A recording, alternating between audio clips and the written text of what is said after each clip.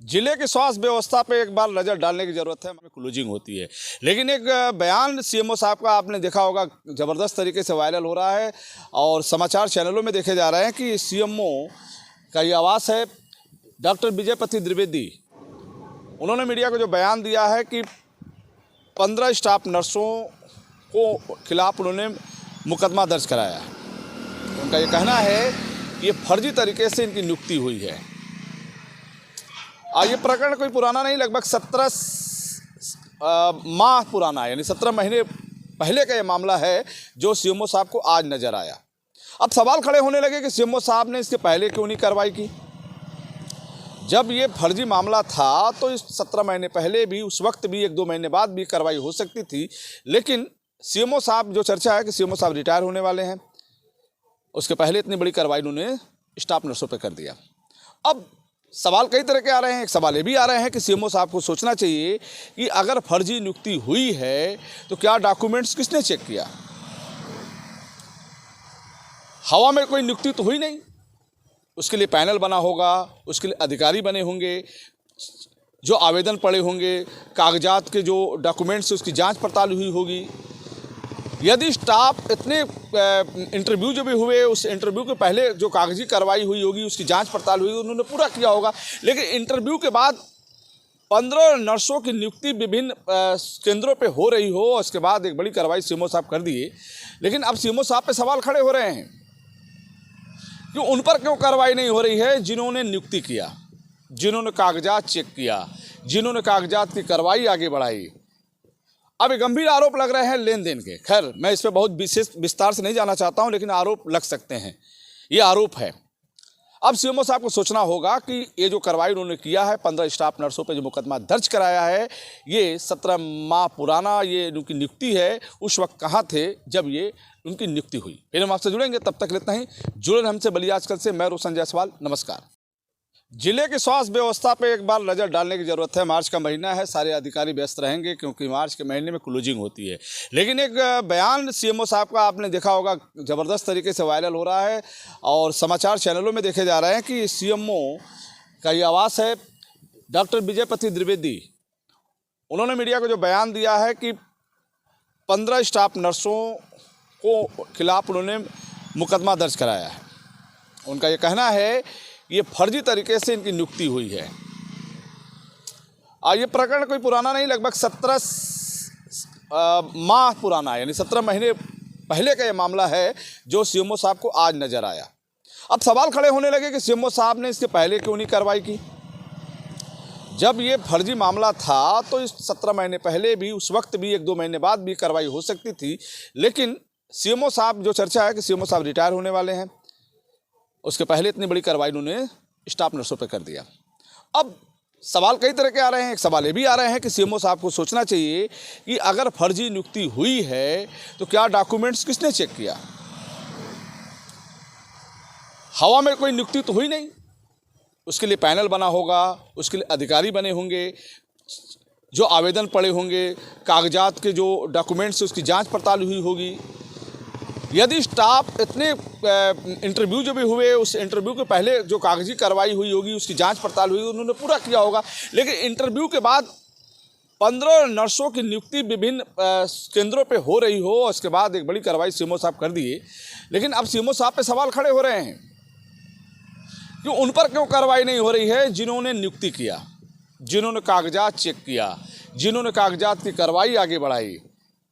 अब एक गंभीर आरोप लग रहे हैं लेन देन के। खैर, मैं इस पर बहुत विशेष विस्तार से नहीं जाना चाहता हूं, लेकिन आरोप लग सकते हैं, ये आरोप है। अब सीएमओ साहब को सोचना होगा कि ये जो कार्रवाई उन्होंने किया है, 15 स्टाफ नर्सों पे जो मुकदमा दर्ज कराया है, ये 17 माह पुराना ये उनकी नियुक्ति है। उस वक्त कहाँ थे जब ये उनकी नियुक्ति हुई। फिर हम आपसे जुड़ेंगे, तब तक इतना ही। जुड़े हमसे बलिया आजकल से। मैं रोशन जायसवाल, नमस्कार। सर, यूपीएससी के 15 जो स्टाफ नर्सें थीं वो भर्ती हुई, और इस भर्ती में चूंकि आपके द्वारा जब जांच कराई गई तो बड़ा फर्जीवाड़ा सामने आया। मामला क्या है, कैसे आपने इन जो फर्जी स्टाफ नर्स थे उनको पकड़ा? लोक सेवा आयोग द्वारा एग्जामिनेशन होता है, उसके बाद लिस्ट संबंधित विभाग निदेशालय को भेज दी जाती है।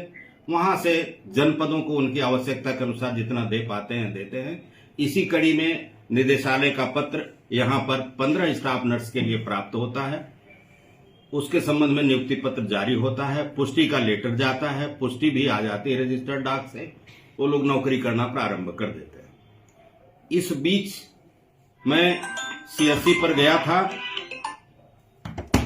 तो एक दो स्टाफ से बात करने से, जैसे लेबर पेन है इसके बारे में बात किया, ORS के बारे में बात किया, तो जीएनएम है बताना चाहिए था, लेकिन लगा नहीं कि लोक सेवा आयोग से कंपटीशन पास करके आया हुआ नॉलेज लगता है, एक्सपीरियंस लगता है। तो मुझे थोड़ा डाउट हुआ। फिर हम आके यहाँ पे अभिलेख मंगाने के लिए एक आदेश किए, और जब से हम अभिलेख मंगाने का आदेश किए, ये 15 स्टाफ नर्स अपने ड्यूटी से पलायित हो गए। और आदेश मैंने किया था, उसके बाद हमने जांच बैठा दिया। जो अभिलेख हमारे पास थे वो जांच में रही। पहले 3 सदस्यीय टीम बैठाया था, ये लोग बोले नहीं और चाहिए, 15 लोगों का रिकॉर्ड देखना है।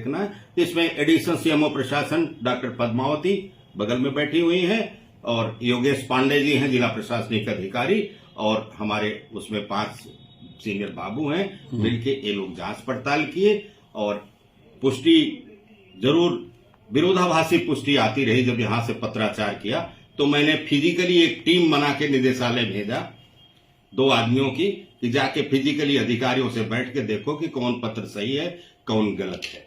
तो उस समय तो पत्र नहीं मिला, लेकिन 4 दिन बाद पत्र वहां से आया कि ये पत्रांक संख्या का ये स्थिति है, ये पत्रांक का ये स्थिति है, ये पत्रांक का ये स्थिति है। ऐसे ही मतलब हेड ऑफिस लेटर भेजने के बाद भी कोई जानकारी स्पष्ट नहीं हो पाई आपको?